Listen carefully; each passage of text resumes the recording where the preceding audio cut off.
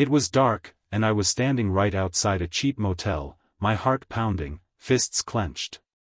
There it was, plain as day, my wife's car, parked just steps away from some dingy motel room. Not a restaurant, not a friend's house, but here.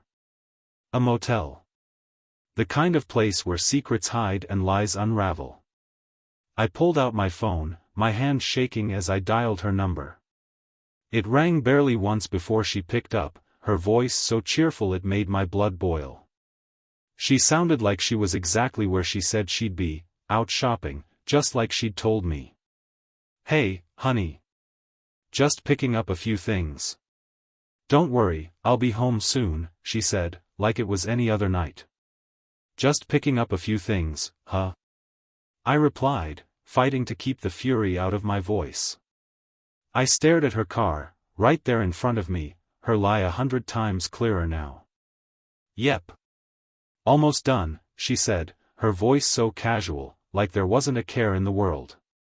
I clicked off the call, my jaw clenched, and shoved the phone in my pocket, feeling the weight of the old baseball bat in the back of my truck. I didn't know what I'd do, but one thing was clear, I'd caught her, red-handed. My hands were shaking, but I gripped the bat tighter, feeling its solid weight in my palms.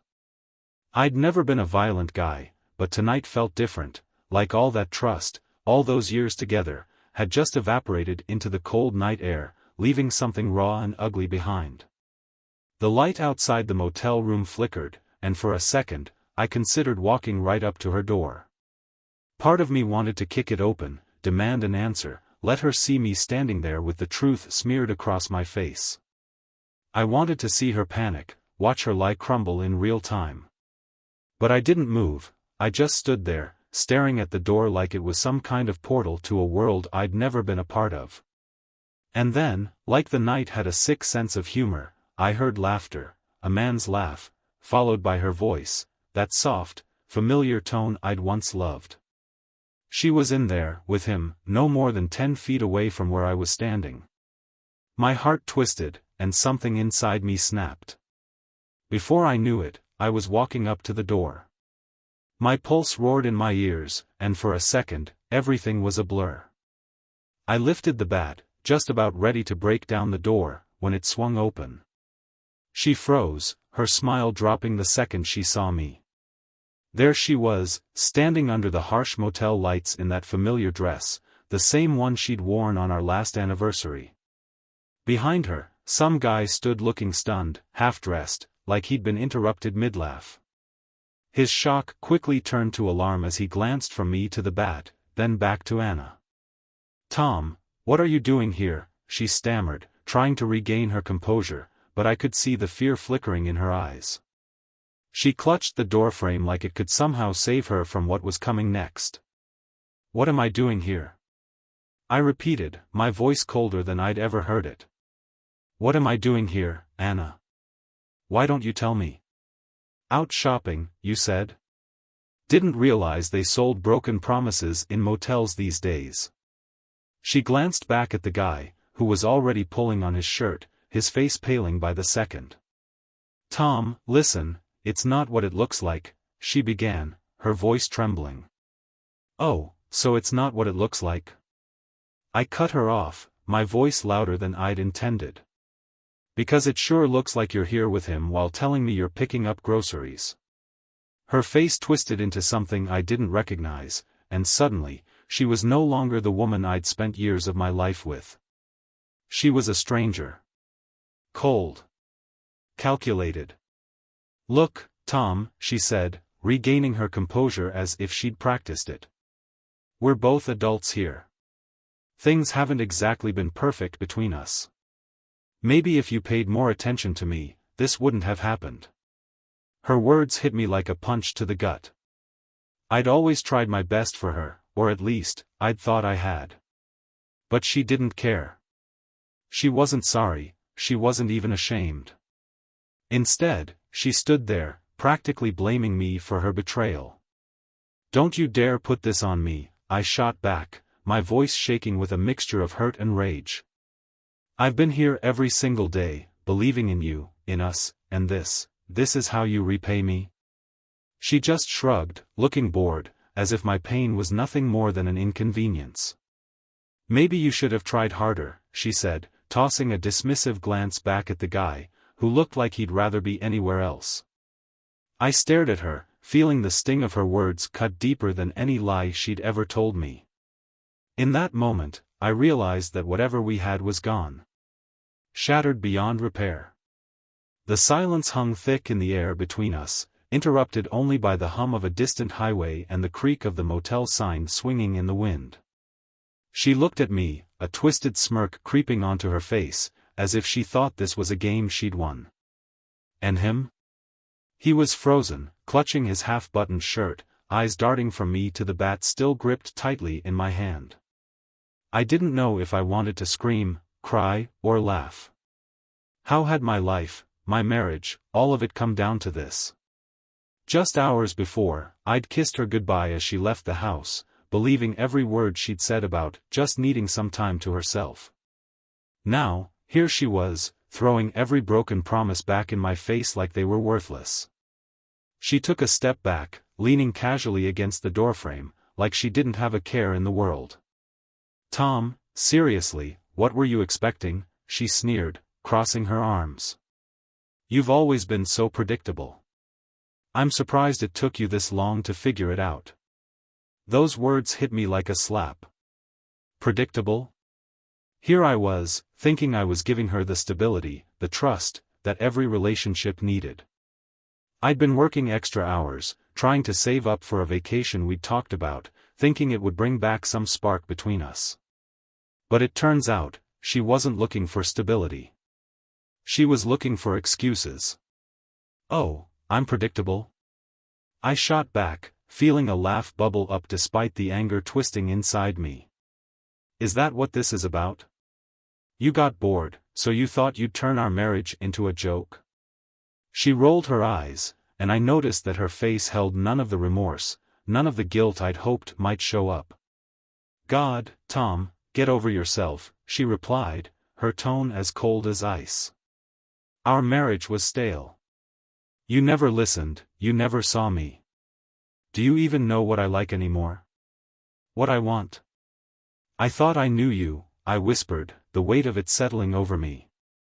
"But maybe I didn't." Her lover coughed awkwardly, clearly wanting to escape the scene, but I turned my gaze to him, pinning him in place. "And you?" I demanded, my voice low and steady. "You're the guy who's been sneaking around with her, lying to me, to your own family, I'm guessing?" His face paled. "Look, man, I didn't know it was like this. She told me you two were basically done." "She told you that?" I repeated, a bitter laugh escaping my lips. "Well, you're just as stupid as I was." Anna sighed, rolling her eyes again, as if we were inconveniencing her. "This is ridiculous," she muttered, looking back at him. "Come on, let's go. This isn't worth the drama." That casual dismissal, like I was some stranger in her way, an obstacle, instead of the man she'd promised to love, sparked something fierce in me. "Go?" I echoed, stepping forward, blocking her path. "You think you can just walk away from this?" She looked me up and down, smirking. "Why not? You can play the victim all you want, Tom, but let's be real, this marriage has been dead for years.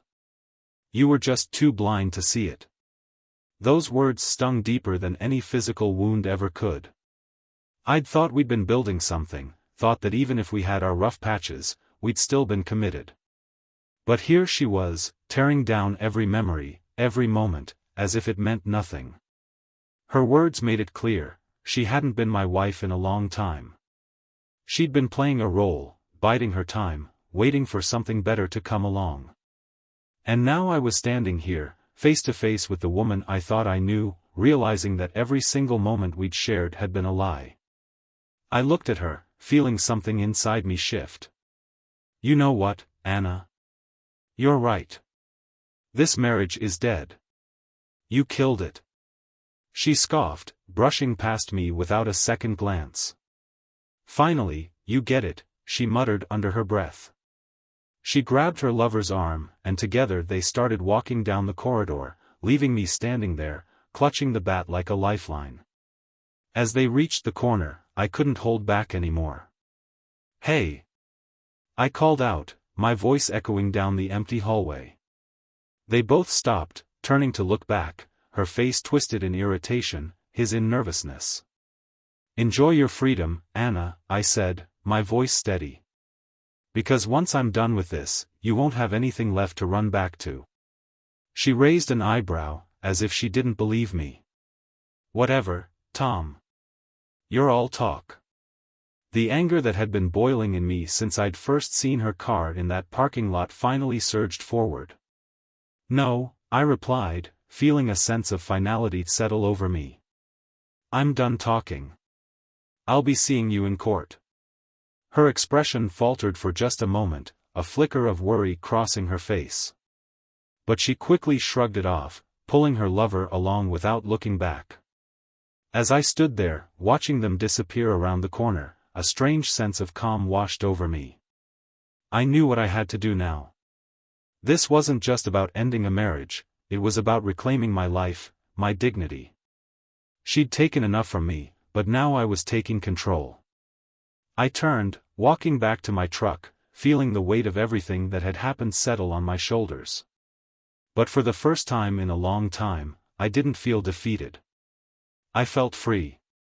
She thought she could walk away unscathed, that I'd just sit back and accept her betrayal. But she was wrong. As I drove away from that motel, I made a promise to myself: this was the end of her lies, and the beginning of something new for me. The drive home was a blur of headlights, empty roads, and silence. I'd never felt silence so loud. I kept replaying her words in my head, the coldness, the sneer, the way she shrugged off years of commitment like it was just something she could discard. It was like everything I thought I knew about her had been a mirage, and I'd been wandering in the desert, trusting in something that had never really been there. When I pulled into the driveway, the house looked different. The porch light glowed warmly, the same way it had every night for years, but now it felt like it was mocking me. All those late nights I'd come home after work, dead tired, thinking this was my safe place. But it hadn't been safe in a long time. I just hadn't known it. I stepped inside, dropping the keys on the kitchen counter. The house was quiet, and for once, that quiet felt peaceful. She wasn't here, and I didn't have to brace myself for her complaints, her sighs, the way she'd ignore me when I tried to connect. The weight of her absence was oddly liberating. I walked into the living room, staring at the family photos on the wall. There we were, Anna and me, smiling, frozen in time. Our wedding day, our first house, our vacations. I looked at her face in those photos, searching for a hint of the woman I'd just confronted. But all I saw was a stranger. The realization hit me like a punch: I'd been in love with an illusion. The real Anna, the one who'd sneered at me, belittled me, cheated on me, that woman had been there all along, hidden behind smiles and empty words. I reached up, taking the first photo off the wall, our wedding picture. I stared at it, remembering the vows, the promises, the excitement we'd shared. And then, without thinking, I ripped the photo down the middle. The tearing sound was sharp, final, like ripping off a bandage that had covered an infected wound for too long. One by one, I took down the photos. Each rip felt like I was peeling away years of lies, reclaiming my life from the illusion of what we'd had. By the time I was done, the wall was bare, and the floor was littered with torn memories. I took a deep breath, feeling lighter, like I'd just shed the weight of all those lies. As I picked up the pieces, the doorbell rang. My heart jumped, and for a split second, I thought maybe it was her, maybe she'd come back, ready to explain herself. But when I opened the door, it wasn't Anna. It was our neighbor, Claire. Claire looked at me, her brow furrowed. "Tom, is everything all right? I saw you pull in and, well, you looked pretty shaken." I tried to brush it off, but she wasn't buying it. "Claire, it's complicated," I managed, rubbing the back of my neck, feeling the exhaustion creeping in. "Look," she said, a hint of kindness in her voice, "I don't mean to pry, but if you need someone to talk to, I'm here." I hesitated. Claire had always been there, in the background of our lives, helping out, sharing a cup of coffee, giving us a hand with small things around the house. I'd never thought much about her beyond being a good neighbor. But tonight, with everything raw and unfiltered, her presence felt like an anchor. We sat down in the kitchen, and before I knew it, I was telling her everything. I told her about following Anna, the motel, the confrontation. The more I talked, the more I realized just how much I'd been bottling up over the years, how many things I'd let slide, how many red flags I'd ignored just to keep the peace. Claire listened, her face a mixture of empathy and quiet anger on my behalf. "Tom," she said gently when I was done, "you didn't deserve any of that. She had no right." Hearing someone else say it felt like validation I hadn't realized I needed.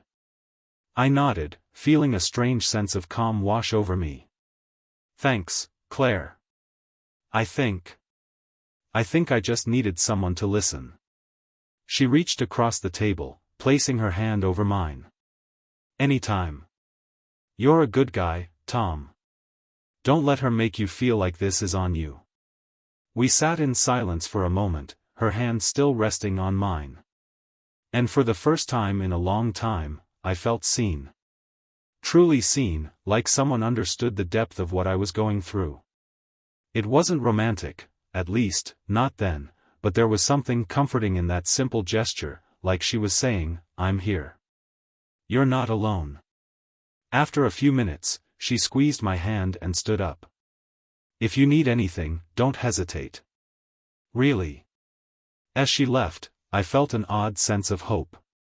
The house was emptier than it had ever been, but it also felt like I was on the verge of something new, something honest.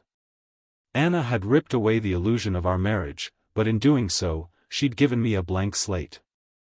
I wasn't sure what I'd do with it yet, but I knew one thing: I wasn't going to let her betrayal define me.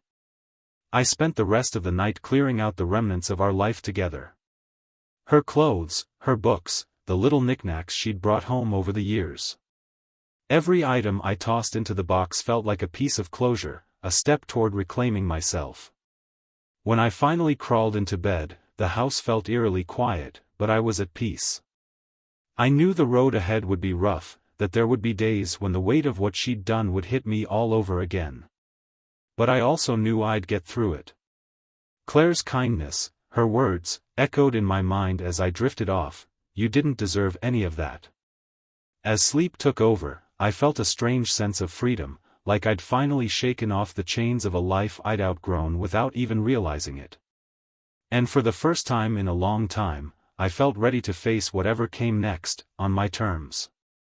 The next morning, the sunlight streaming through the blinds felt sharper, brighter, like it was illuminating everything I'd been ignoring for too long. Waking up alone, without Anna's presence nearby, felt both surreal and strangely freeing. I lay there for a moment, staring at the ceiling, letting the events of last night settle over me. She was gone. Really gone.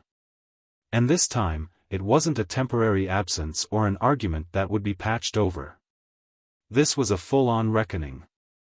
I knew I needed to keep the momentum going. Sitting in a house that still smelled faintly of her perfume, surrounded by reminders of a life that no longer existed, was a recipe for self-destruction. So, I grabbed my phone and began making calls, to a lawyer, to the bank, to anyone I'd need to start untangling myself from her. With every call, every decision, I felt a bit more like myself, a bit more in control. I was done being a passive observer in my own life. Just as I was finishing up a call with the lawyer, my phone buzzed with a new message. It was from Anna. "We need to talk.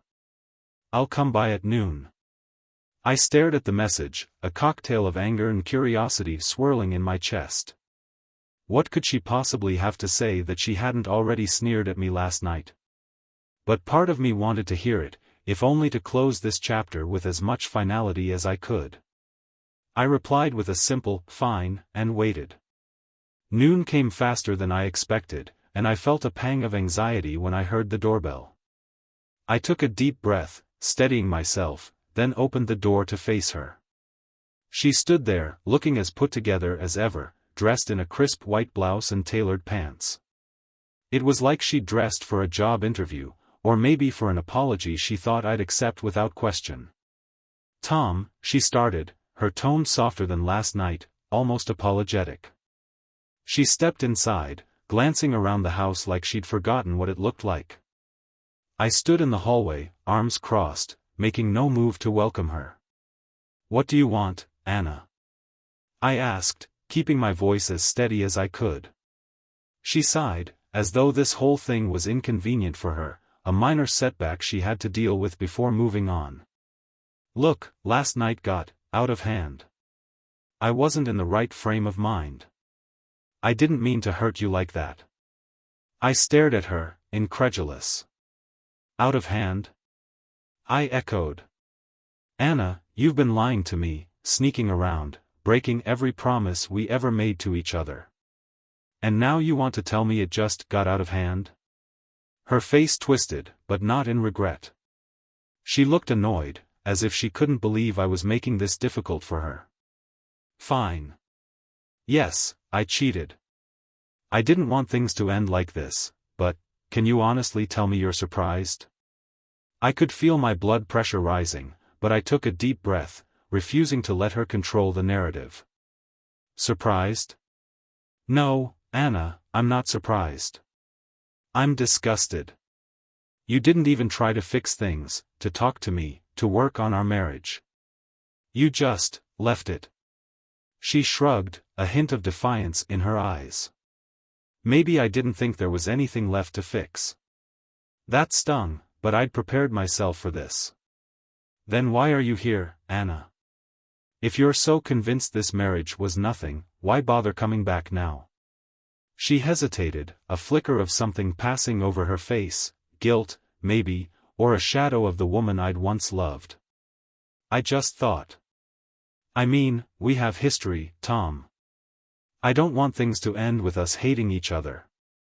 I thought we could at least be civil." I almost laughed at that, but the bitterness held me back. "Civil?" I repeated. "After what you did, you want us to be civil?" She shifted her weight, looking uncomfortable for the first time. "Look, maybe I made mistakes. Maybe I should have ended things sooner. But I don't regret moving on, Tom. Maybe it's time you did too." And there it was, the final nail in the coffin of any illusion that she might be sorry, that she might want to make amends. This was her way of closing the door on our life together without taking any real responsibility, without feeling anything. I took a deep breath, feeling the last of my hurt harden into resolve. "You know what, Anna?" I said, my voice steady and calm. "You're right. It's time I moved on. But don't think for a second that I'll make this easy for you. You don't get to come here, spout some hollow apology, and leave without consequences." She raised an eyebrow, folding her arms defensively. "What's that supposed to mean?" "It means you're not walking away from this unscathed. I've already spoken to a lawyer, and I'm not about to let you walk out of here with the house, or the accounts, or anything else you think you're entitled to." Her face paled for a moment, and she blinked in surprise. She hadn't expected this, hadn't expected me to fight back. "Tom, let's be reasonable." "Reasonable?" I shook my head. "No, Anna, you had your chance for reasonable. You threw that away when you decided this marriage meant nothing to you. Now, it's just business. And trust me, I'll make sure you get exactly what you deserve." Her expression shifted, a flash of anger crossing her face. "Fine, Tom. You want to play it that way? Go ahead. But don't think you're going to come out of this looking like some saint. People make mistakes, Tom. Don't act like you're perfect." I let her words wash over me, unmoved. "Mistakes?" I said, shaking my head. "This wasn't a mistake, Anna. This was a choice. Your choice. Now you have to live with it. She stared at me, finally seeing that I wasn't going to bend, that there was no sympathy left in me for her. Without another word, she turned and walked out the door, leaving it swinging open behind her. I watched her go, feeling an odd sense of satisfaction in her retreat. When she was gone, I closed the door, the finality of it echoing through the house. For the first time, I felt free. Truly free. There would be more battles to fight, more steps to take to rebuild my life, but I knew I could do it. Anna had torn down the life I thought I wanted, but she'd also cleared the way for me to create something real, something that was mine. As I stood there, I realized that her betrayal had given me something she never intended, a second chance. And this time, I was going to make sure I built a life on my own terms. After Anna left, the silence in the house was different, almost deafening. It wasn't peaceful like I'd felt the night before, it was hollow, a vast emptiness that wrapped itself around me. I walked through each room, noticing every item she'd left behind as if it were mocking me, reminding me that even in her absence, she lingered. Her clothes were still in the closet, her books lined the shelves, and our wedding album lay neatly on the coffee table, as though none of it had ever mattered to her. But this wasn't her space anymore. It was mine. I took a breath, trying to shake off the sadness creeping back in, and forced myself to do something I'd been putting off for a long time. I grabbed a couple of cardboard boxes from the garage and started packing up her things. One by one, I tossed her sweaters, her favorite mugs, the knickknacks she'd collected from places she'd traveled without me. Each item I touched felt like I was exorcising her ghost, reclaiming my own life from the mess she'd left behind. Halfway through, a familiar sound caught me off guard. My phone vibrated on the counter, and I glanced down to see a text from Claire. "Hey, Tom. Just checking in. Are you okay?" She was probably the only person I'd told about what had happened, and somehow that small gesture of concern warmed me in a way I hadn't felt in days. I typed back quickly. "Getting there. Thanks for checking in. Just packing up her things." The reply came faster than I expected. "Do you need help? I could come over, if you want. We could box it up together. Might make it easier." I hesitated, staring at the screen. Normally, I would have said no.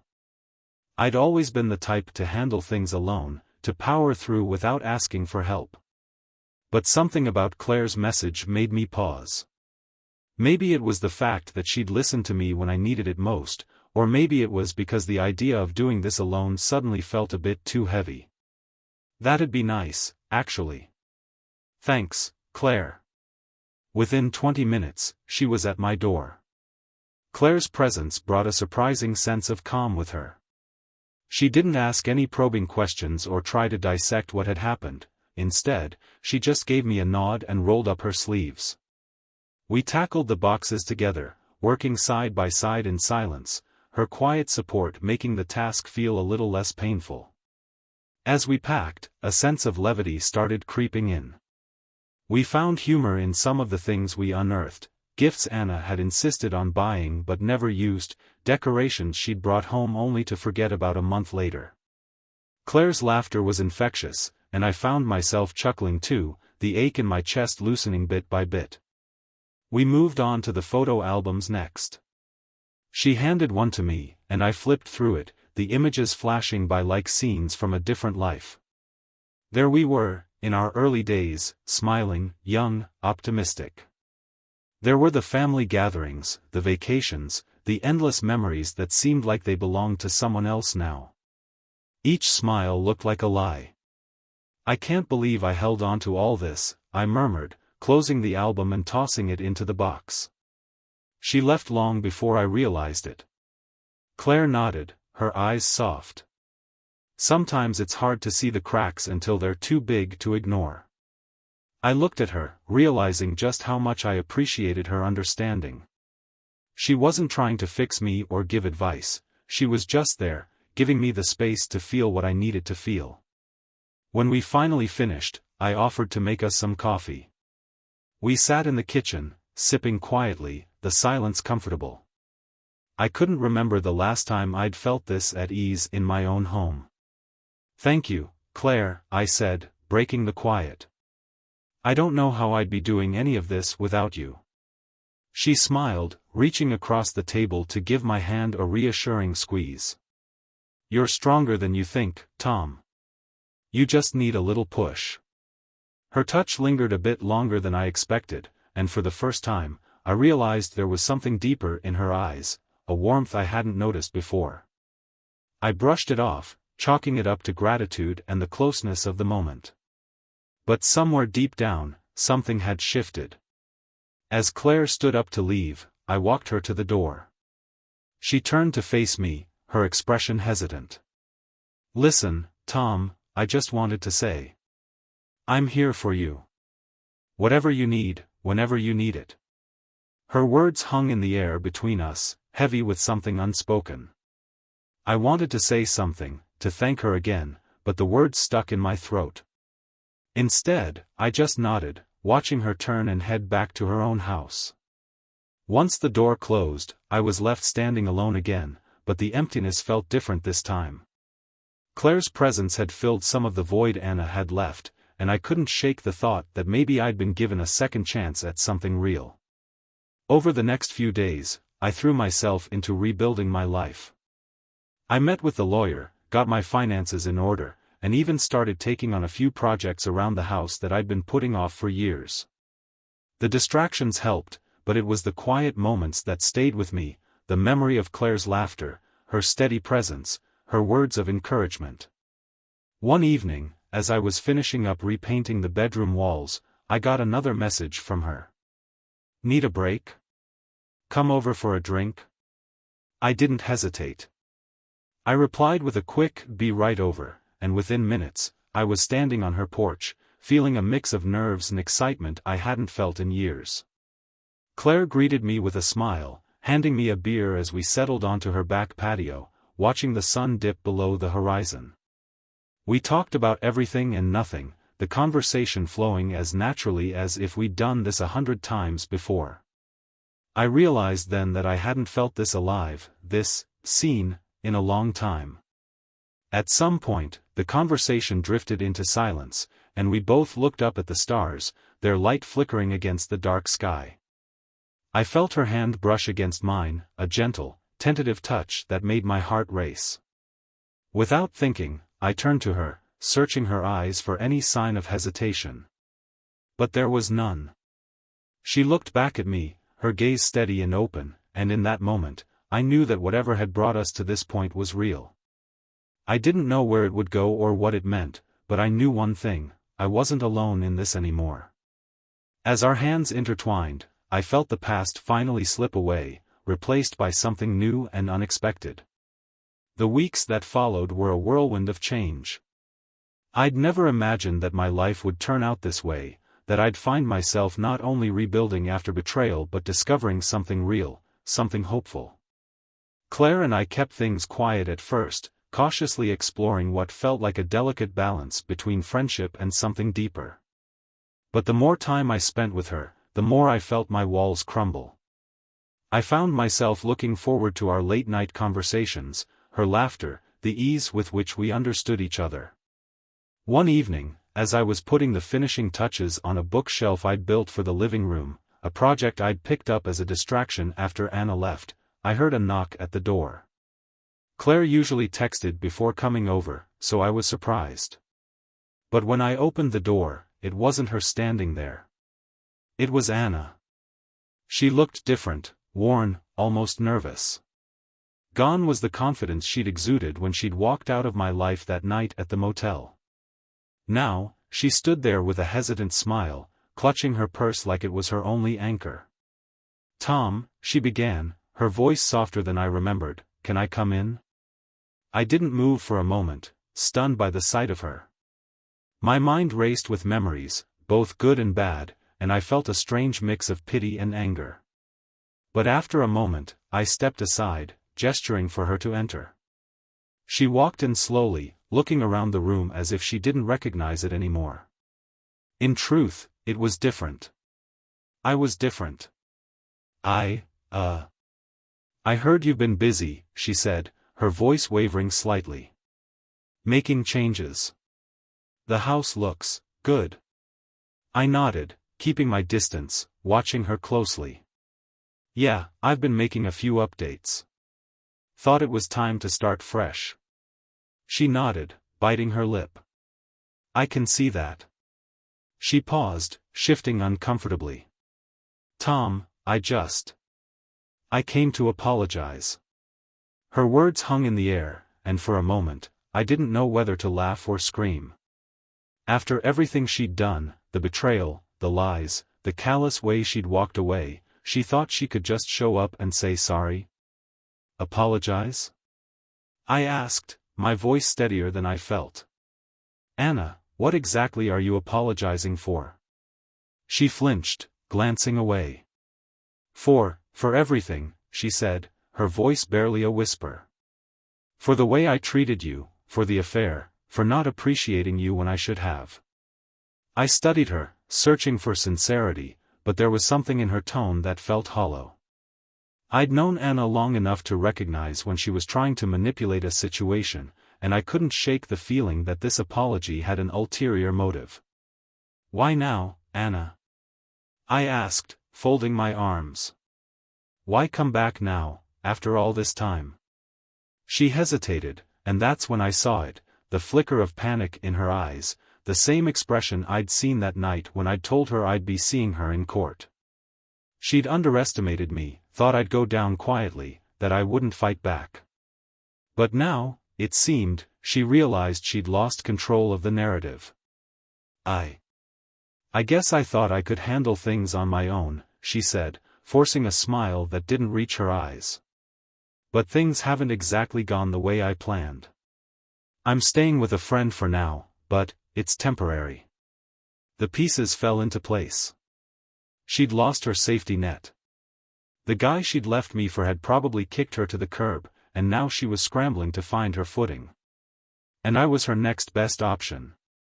Let me get this straight, I said, barely containing my frustration. You're here because you want a place to stay? She shook her head, looking indignant.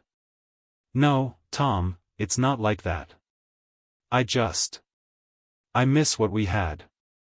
I was wrong to throw it all away. I realize that now. I felt a wave of anger surge through me. All those years I'd spent, trying to be the best husband I could, only for her to discard me like a spare part. And now, when things weren't going her way, she had the nerve to come back, pretending to regret it all? You miss what we had? I asked, my voice laced with disbelief. Anna, what we had was dead long before you walked out that door. You didn't care about us, you cared about having options. Her face twisted, a flash of anger sparking in her eyes. Maybe I made mistakes, but don't pretend you were perfect, Tom. You were always so predictable, so boring.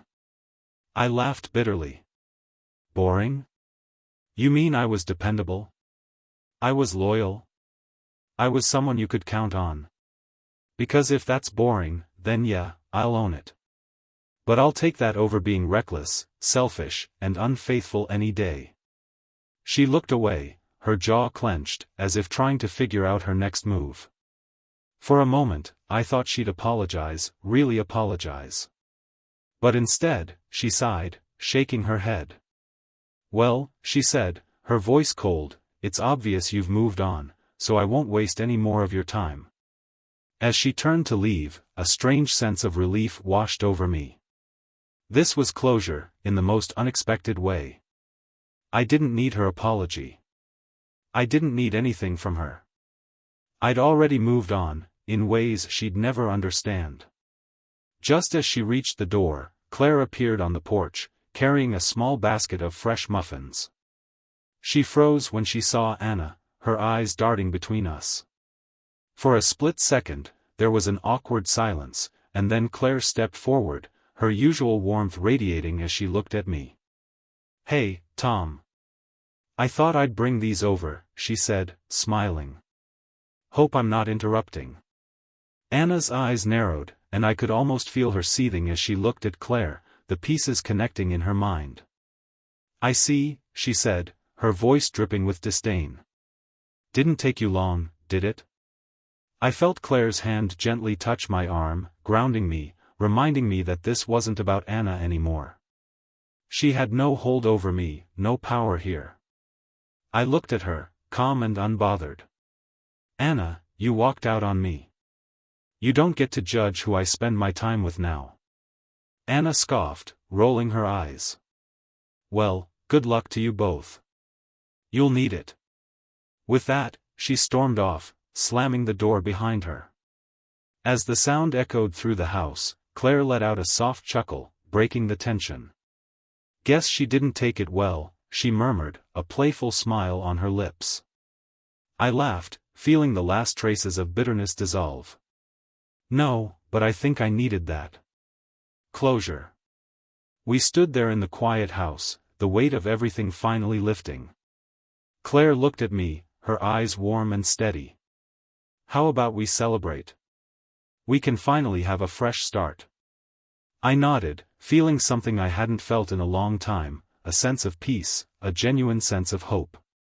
Together, we stepped into the kitchen, ready to leave the past behind and start something new.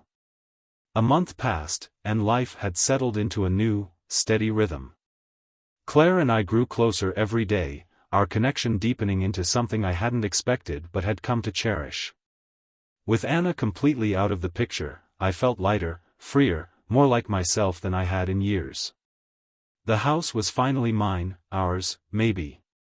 We spent late nights talking about dreams, plans, our futures. It felt right. One evening, as I was putting away dinner dishes, Claire looked at me with a mischievous glint in her eye.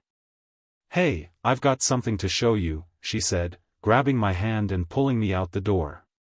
She led me down the block to her house, where she had a small surprise waiting, a pair of plane tickets sitting on the kitchen counter. "Paris," she grinned. "I figured you could use a change of scenery." My heart skipped. I hadn't been on a vacation in years, let alone with someone I actually wanted to spend time with. I pulled her close, feeling a genuine, warm excitement I'd forgotten was possible. "Claire, this is amazing. You really thought of everything. Just think of it as a celebration," she whispered, wrapping her arms around my neck. "Of new beginnings." I leaned in to kiss her, savoring the feeling of finally, truly moving on. But just as our lips met, the unmistakable sound of the doorbell rang through the quiet of her house, interrupting the moment. Claire frowned, glancing at me with a look of confusion. "Were you expecting someone?" I shook my head, and together we walked to the door. But as soon as I opened it, my heart dropped. There, standing on Claire's doorstep, was Anna. She looked different this time, a frantic energy buzzing around her, her hair unkempt, eyes wide and wild. I'd never seen her like this, desperate, almost feverish. "Tom," she breathed, barely glancing at Claire. "I need to talk to you. It's important." I took a step back, putting a hand on Claire's shoulder. "Anna, this is not the time. You've had your chances. It's over." She shook her head, reaching out as if to touch me, but I pulled back. "Tom, please. You don't understand," she said, her voice breaking. "I made a mistake, about everything. About us. I should have never left, never given up on us. I thought I needed something new, but I was wrong. I lost everything, and now I realize, you're all I've ever wanted." I stared at her, feeling a strange sense of detachment, like I was watching a scene unfold that had nothing to do with me. Her words, her pleas, they felt like they were coming from someone I barely recognized, a ghost clinging to a life that had already moved on without her. "Anna," I said quietly, "I've moved on. You need to do the same." She looked at Claire, eyes narrowing, and her expression twisted into one of bitterness. "With her?" she spat, her voice laced with venom. "You're choosing her over me?" I felt Claire's hand tighten in mine, grounding me. I'm choosing myself, Anna. For the first time in a long time. It's time for you to let go. But instead of accepting it, Anna's face contorted with rage. You think you can just throw me away? After everything we've been through? I left you, Tom. That was my choice, and I've decided I want you back. Before I could reply, she lunged forward, grabbing my arm, her grip hard and desperate. Claire gasped, and in that instant, something in me snapped. I pulled my arm free, stepping between Anna and Claire. Enough, Anna, I said, my voice firmer than I'd ever heard it. This is done. Don't come here again. She stood there, frozen, her face twisted with betrayal. Then, in a breathless whisper, she said, "You'll regret this, Tom. Both of you will." With one last, burning glare, she turned and stormed out, slamming the door behind her, leaving a trail of icy silence in her wake. I turned to Claire, feeling a wave of exhaustion mixed with relief. "I'm sorry," I said, pulling her close. "I never wanted you to see that." She smiled, shaking her head. "It's okay. She's in the past. We're here now. Let's just focus on that." But the peace didn't last. The next morning, I woke to a strange feeling, a weight in my chest I couldn't shake. When I reached for my phone, there were dozens of missed calls from unknown numbers, and a voicemail from a number I didn't recognize. Frowning, I pressed play. "Mr. Sanders," a woman's voice crackled over the line, official, unyielding. "This is Officer Blake from the City Police Department. We need you to come in for questioning regarding an incident involving Anna Collins. Please call us back as soon as possible." My heart stopped, my breath caught in my throat. Questioning? An incident? What had she done? The words repeated in my head as I stood frozen, the weight of the message sinking in. Claire stirred beside me, sensing my tension. "Tom? What's wrong?" I glanced at her, struggling to find the words. It's Anna. Something's happened." In a daze, I got dressed, called the number back, and found myself sitting in a cold, sterile police station within the hour, answering questions I couldn't quite make sense of. Apparently, Anna had been found at her friend's place, distraught, and spiraling out of control. She'd made some serious allegations against me, painting me as a manipulative, violent ex, hell-bent on ruining her life. My stomach turned as I listened. The officers looked at me with hard, skeptical eyes, their faces unreadable as they took notes, nodding occasionally. I tried to explain, to tell them the truth, but the more I spoke, the more it felt like I was falling deeper into a trap I hadn't even known existed. Hours later, I was finally released, but the weight of what had happened hung over me like a dark cloud. I walked out of that police station a free man, but the knowledge that Anna's lies could come crashing back down on me at any moment stayed with me, haunting me. When I got back to Claire's, she rushed to me, her eyes filled with concern. "Tom, what happened?" I wrapped my arms around her, holding her tight, feeling the exhaustion seep into my bones. "It's over, Claire," I whispered, though I wasn't sure I believed it. "She tried to tear us apart, but she can't. Not anymore." We held each other in silence, the threat of Anna's final act lingering in the air like smoke. It was the end of something dark, but also, I realized, the beginning of something unbreakable.